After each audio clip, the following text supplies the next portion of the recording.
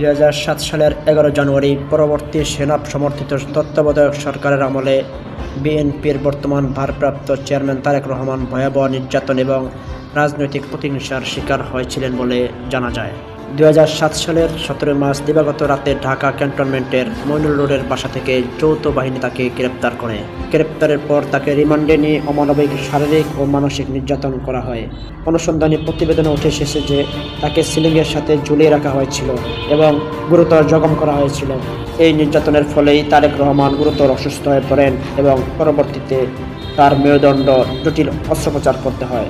দীর্ঘ সময় তিনি পঙ্গুত্বের মতো অবস্থায় ছিলেন।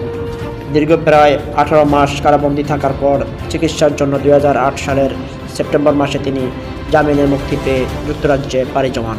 1/11 সরকারের মূল লক্ষ্য ছিল তৎকালীন প্রধান দুই নেত্রী খালেদা জিয়া ও শেখ হাসিনা এবং তাদের উত্তরসূরিদের রাজনীতি থেকে মাইনাস করা। তারেক রহমানকে গ্রেপ্তার ছিল সেই পরিকল্পনার একটি বড় অংশ।